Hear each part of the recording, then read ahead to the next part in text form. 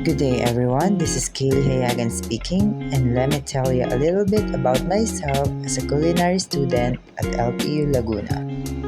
Ever since bata pa ako, pangarap ko na talaga maging chef. My one and only inspiration of pursuing my passion of becoming a chef is my grandfather.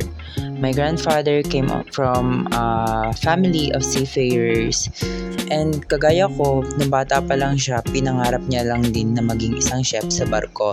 Yun nga lang, yung family niya ay hindi ganun kayaman at hindi ganun ka financial stable to cover expenses para ma-reach niya yung dreams niya.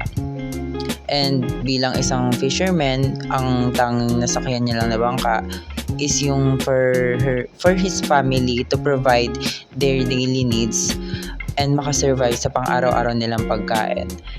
And yun nga, yung grandfather ko, pinangarap niya na lang din siguro na matupad yung dreams niya para na maging isang chef sa barko sa pamagitan ng anak niya, my father. Yun nga lang, my father chose to pursue his studies of becoming a church pastor sa isang Bible school. Lately ko na lang din nalaman na same lang pala kami ng dream ng lolo ko. But sino magsasabi na nandito pala ako para ako yung magpatuloy ng pangarap niya? Di ko man siya nakilala ng matagal, di ko man siya nakasama ng matagal, nandito ako to fulfill his dream. Kahit na sometimes I get to question myself kung bakit ba cruise line specialized in culinary arts ang kinuha ko.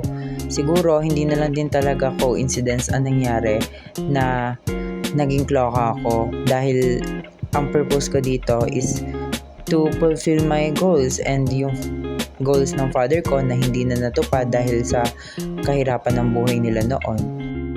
And despite all the doubts na meron ako noon before I enrolled this program, I can say na worth it lahat.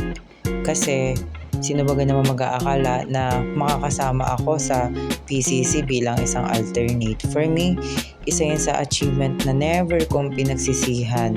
Kahit napagod ka na kaka-training, kahit na umiiyak ka na, and siguro yun din talaga yung gusto kong quality sa sarili ko, na willing ako na matuto ng lahat ng bagay kahit na gaano kahirap. Yung persistence ko and yung willingness ko to take risk in exchange of new knowledge and technique. Hindi man ako kagalingan sa luto at wala akong masyadong background dito, pero masasabi ko na yung willingness ko na matuto, never namang mawawala yun. And naniniwala ko na yun yung magiging foundation ko to build myself of becoming an aspiring chef.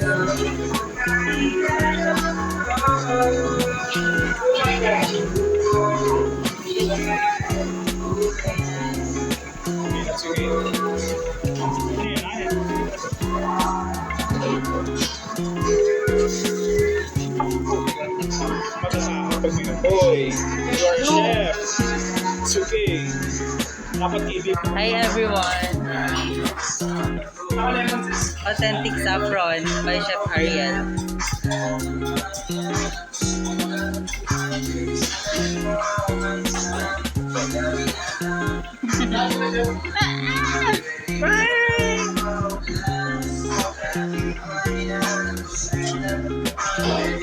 Did you see that? Expensive.